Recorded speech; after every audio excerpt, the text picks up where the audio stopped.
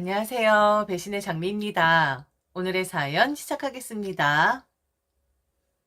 결혼한 진 5년 차였습니다. 처음 남편과 저는 사이가 아주 좋았었어요. 그런데 딱 3년 차가 되었을 때 저도 그렇고 남편도 그렇고 무늬만 부부이지 우리는 마치 룸메이트처럼 사는 그런 사이가 되고 맙니다. 집을 쪼개어 나누어 쓰는 그런 존재 말이죠. 저와 남편의 사이가 틀어진 데엔 아이 문제가 있었습니다. 저희 부부는 난임이었는데 남편은 아이를 갖기를 진심으로 바란 사람이었어요. 결혼 전엔 서론 의논하자였었는데 막상 결혼하고 나니 의논의 대상이 되는 것이 아니라 남편의 의견이 가장 중요하게 되긴 하더라고요. 그에 반해 저는 솔직히 제 커리어를 포기하고 싶지 않았고 나를 희생하면서까지 아이를 낳아야 하나라는 생각을 가졌었습니다. 대단한 커리어를 가진 건 아니었지만 자신이 없었어요. 아이를 낳는다는 것, 그리고 그 아이를 책임진다는 것, 그리고 제대로 키운다는 것.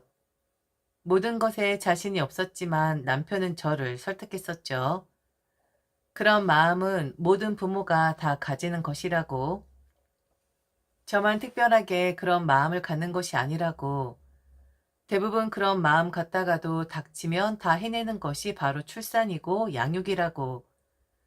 내키지 않았지만 그래도 한 사람이 너무 원하다 보니 그래 한번 해보자 라는 식으로 제 생각을 고쳐 먹었고, 그리고 저희는 난임 병원을 찾아 시술을 하게 됩니다. 여기에서 시술 과정부터 겪었던 고통들을 하나하나 열거하고 싶진 않습니다. 여성이라면, 그리고 아이를 원하는 분들인데 난임이라면 그분들은 어쩔 수 없이 감내를 해야 하는 것이기 때문에 그분들의 숭고한 정신을 잘 알기에 힘들었다, 괴로웠다 라는 말은 하고 싶지 않네요. 두 번의 시험관 시술을 했고 저는 운 좋게 두 번째 성공을 하게 됩니다. 남편이 입이 찢어져라 좋아했던 것이 기억이 납니다. 그리고 막상 저도 엄마가 되는 거구나 라고 현실적으로 다가오니 잘했다 라는 생각이 들기도 했었어요. 남편 말처럼 막상 닥치니까 하는 건가 보구나. 이런 것이 부모인가 보구나 라는 생각이 들기도 했었고요. 어느 정도 안정이 되고 나서 시어머니께도 말씀드리고 싶었지만 남편은 병원에서 검사를 하고 나오자마자 시어머니에게 전화를 드리더군요. 이제 자신도 아빠가 되는 거라고. 시어머니는 연신 축하한다. 우리 아들이 결국 해내었구나. 라고 말씀하셨고, 그리고 제게도 그러셨죠. 네가 겁이 난다고 했지만 막상 가지면 해내는 게 바로 엄마라는 거다. 만일 그런 마음이 들지 않는다면 그건 여자도 아니지. 암튼 우리 아들 그동안 고생했다. 마음처럼 따라주지 않는 마누라로 인해 그간 우리 아들이 얼마나 고생이 많았겠어. 엄마가 오늘 갈까? 가서 맛있는 것 좀 해줘. 오늘 축하 파티라도 해야 하는 거 아니야? 엄마, 그게 무슨 소리야. 내가 고생한 게 아니라 이 사람이 고생을 했지. 나는 한 게 아무것도 없다니까. 이 사람이 그동안 고생 많이 했어. 그리고 이 사람 피곤해. 파티는 무슨 파티야. 암튼 소식 전했으니 이제 그만 물어봐요. 엄마 지난번에도 계속 물어봤고 언제 시술 들어가냐고 물어봤었잖아. 이 사람 귀찮게 할까 봐서 얼른 말한 거야. 그렇게 알고 엄마 이제 그만 신경 써요. 우리 이제 집에 갑니다. 그동안 제게뿐만 아니라 남편에게도 재촉을 하셨나 보더라고요. 시어머니와 전화를 끊고 나서 남편이 제게 그러더라고요. 엄마가 그동안 나한테도 얼마나 스트레스를 줬었는데, 진짜 징글징글했다. 손주 바라지 않는다고 하더니만 막상 자기가 마음 변했다고 하니까 계속 물어보더라고. 지난번 우리 실패했을 때도 언제 다시 하냐고. 자기 나이도 먹기 전에 얼른 해야 한다고. 회의하는데도 전화를 끊지 않더라. 암튼 이제 엄마도 한시름 놓았겠네. 혹시 자기한테 전화해서 꼬치꼬치해 물을까 싶어 내가 선수 친 거야. 그리고 자기 아이 낳을 때까지 엄마한테 전화하지 말라고 할게. 우리 자기 스트레스 받으면 안 되니까. 기분이 묘하더라고요.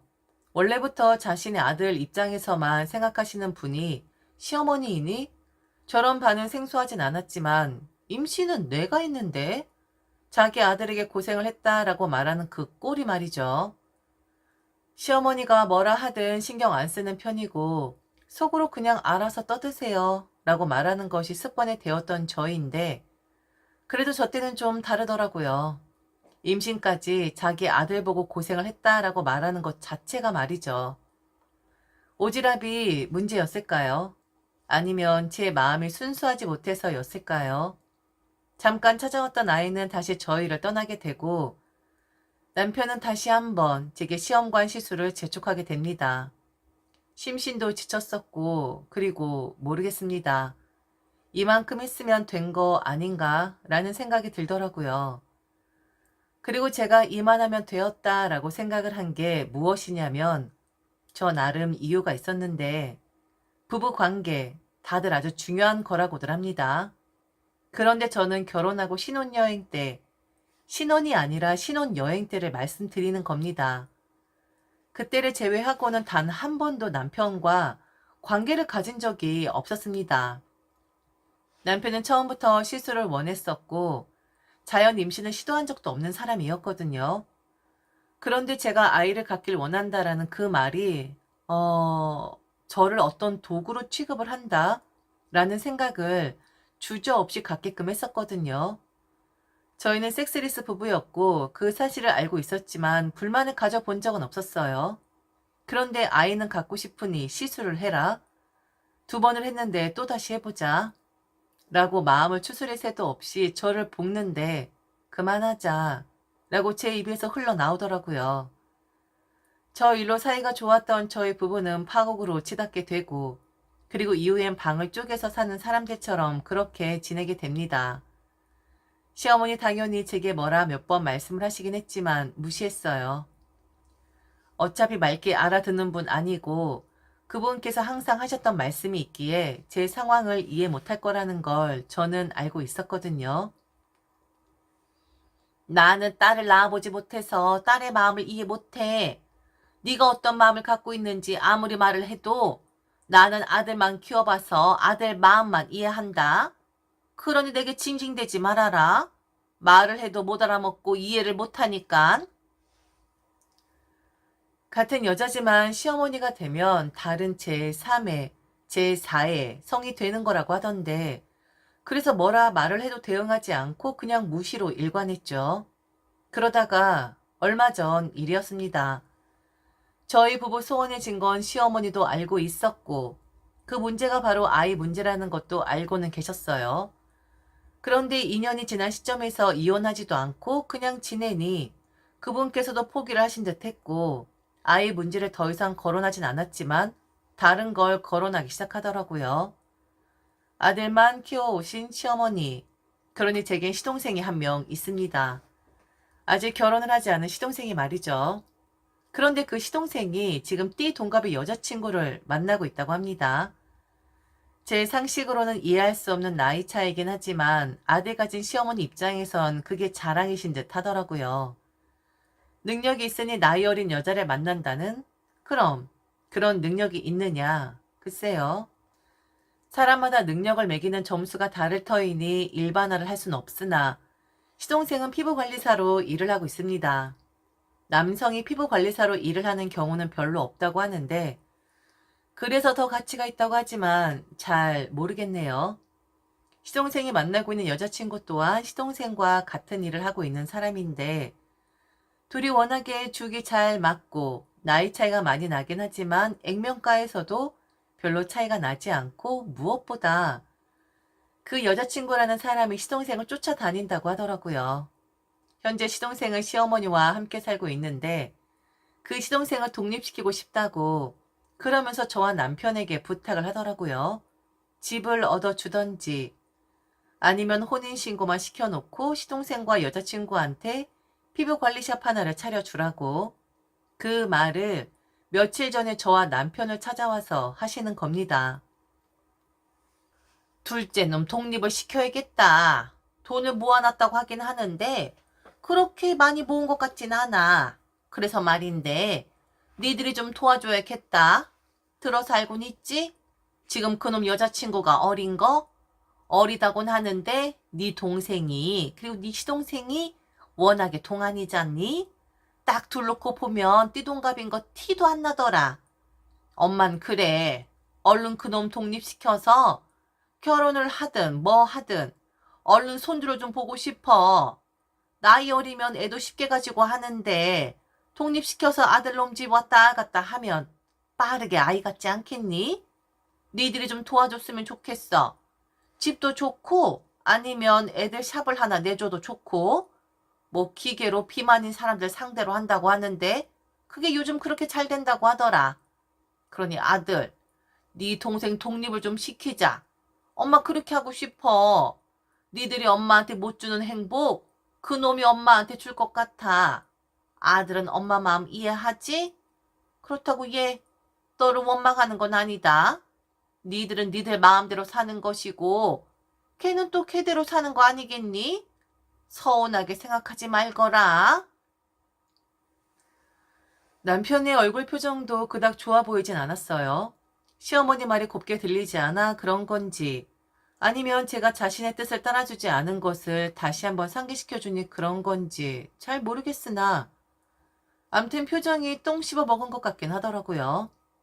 남편이 아무 말 안 하니 다시 한번 시어머니는 남편에게 대답을 재촉했고 시동생을 독립을 도와주기를 바란다고 그렇게 하지만 모두에게 다 좋은 거라는 식으로 말씀을 하시더라고요.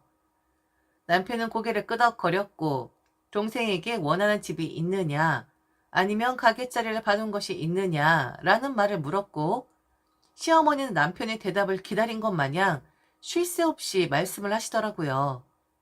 저는 자리에서 일어났습니다. 어차피 제 의견은 안중에도 없고 그리고 남편과 시어머니가 알아서 할 일이기에 내가 이곳에 앉아 있을 필요 없다 생각이 들어 일어섰는데 제가 일어나려고 하자 시어머니가 제 팔을 확 낚아채서 다시 억지로 앉히려고 하는 겁니다. 너도 같이 들어야 하지 않는 거 아니냐고. 너도 식구인데 같이 듣고 같이 의논하고 같이 돈을 내서 시동생 독립을 시켜야 하지 않겠냐고. 남편을 쳐다보니 그제서야 제게 한마디 하더라고요. 앉아. 아무리 그래도 어머니가 말씀하시는데 일어날 수가 있어? 그리고 당신이 잘 들어야 하지 않겠어? 나는 지금 돈이 묶여 있잖아. 현금 운영할 수 있는 사람은 당신인데 당신이 일어서면 어쩌자는 거야? 엄마, 너무 무리한 집은 건너뛰고 할 수 있는 선에서만 하는 걸로 해요. 그 정도는 저 사람도 이해해 줄 거예요. 알았어, 알았어. 엄마가 뭐 그렇게 양심이 없는 사람도 아닌데 당연히 적당한 걸로 하지. 파주에 있는 빌라인데 싼 건 한 3, 4억 정도 하고 조금 고급진 곳은 한 6억 정도 하더라. 더 싼 곳도 있긴 한데 그렇게 하면 교통편이 너무 안 좋아. 며느라, 한 6억 정도는 쓸 수 있지? 네 시동생 독립시키게? 그 정도 너도 해줄 수 있지? 네가 양심이 있다면 뭐 60억도 내놓아야겠지만 우리 그 정도는 바라지도 않는다. 딱 깔끔하게 6억만 마련해줘라. 네 시동생 얼른 독립시키게. 그래, 그 정도만 자기가 해준다면 사실 엄마도 눈치를 챘겠지만 우리 부부 사이가 그래요. 이번 계기로 나도 한번 노력을 해볼게. 당신이 내 동생을 위해서 우리 엄마를 위해서 그렇게 해준다면 말이야. 그리고 당신 그 정도는 해줘도 되는 거잖아. 동생이 그래 동생 여자친구가 해주는 거니까 당신의 욕심 때문에 당신의 안위 때문에 노력하지 않는 부분인데 당신이 아무 말 안 하고 엄마 부탁 들어주면 나도 노력해 볼게. 당신과의 사이 괜찮아지도록 부부 상담 같은 것도 한번 고려해 보겠다고. 분명 제 잘못도 있겠지만 오롯이 다 제 잘못이기만 할까요?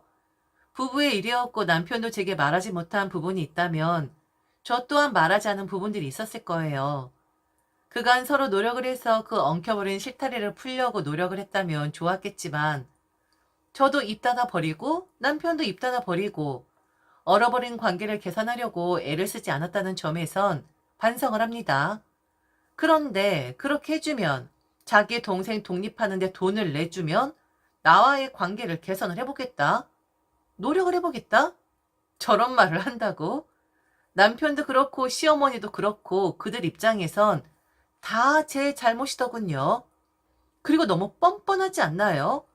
6억이 어디 애 이름입니까? 6억 나와라 하면 어디 뚝딱하고 나온답니까? 빌려달라는 것도 아니고 돈을 달라는 말이잖아요. 그럼 제가 대출을 받든 모아놓은 돈을 다 주든 어찌되었든 그 피해는 제가 감당을 하는 것이고, 그리고 저런 계약을 내놓는다? 돈을 해주면 노력을 한다? 우리 부부 관계를? 그러니 저를 한번 봐주겠다라는 말인데, 어이가 없더라고요. 한심하더라고요. 이런 말을 지금 내가 듣고 있다니. 그리고 그 시어머니란 사람도 그래요. 뻔뻔하게가 아주 그냥 하늘을 찌릅니다. 찌르다 못해 우주 밖으로 나갈 것 같더라고요. 여보, 있잖아. 우린 이미 부부가 아니야. 너랑 나랑 어떻게 부부니? 그냥 방 쪽에서 사는 사람들이지. 그리고 내가 못해준 걸 네 동생 해주니까 나보고 희생을 하라는 말인데 어디서 개 같은 소리 짓거리고 있니? 그리고 뭐? 그렇게 해주면 다시 한번 노력을 해보겠다? 뭐랑? 누구랑? 나랑? 주접 그만 떨고, 저기 어머니, 아들 독립시키고 싶으시다고요? 마음대로 하시고요. 그 전에 첫째 아들 먼저 독립을 시켜야겠는데요. 내 집에 얹혀 사는 주제에 참 너도 입만 살았다. 그리고 잘나지도 못한 아들 포장해 가면서 거들먹거리는 네 엄마도 그렇고, 나는 너랑 개선 안 하고 싶어. 그리고 니들이랑 더 이상 가족 안 하고 싶어. 너랑 방 쪽에 사는 거 그만하고 싶어. 그러니 조용히 나가줄래? 그 개 같은 소리 그만하고 나가. 너 바로 독립하라고. 그리고 네 엄마 소원을 들어주든 말든 네 마음대로 해. 정신 나간 놈아. 저는 지금 이혼 소장을 접수해 놓은 상태입니다.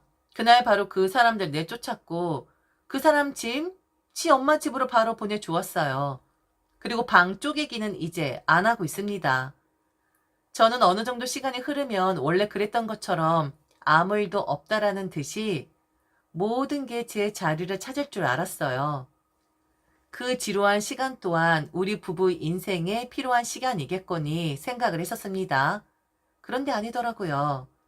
그들은 피해자였고 저는 의도치 않게 그들에게 상처를 준 사람이었더라고요.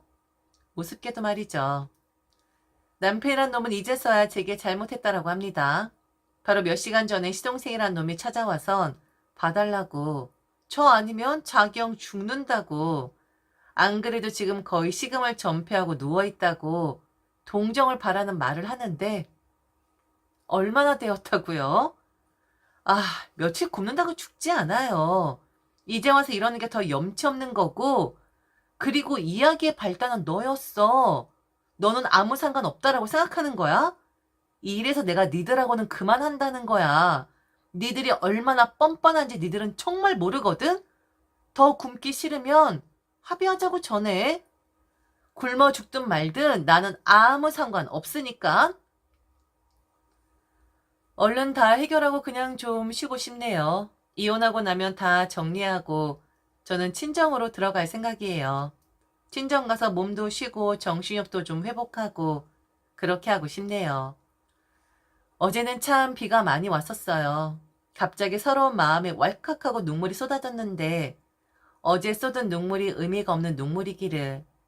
이제야 정리를 하는 제가 바보 같긴 하지만 그래도 이제서야 정리를 하는 제게 응원의 말씀을 좀 해주시길. 그리고 위자료 꼭 챙겨오겠습니다. 꼭.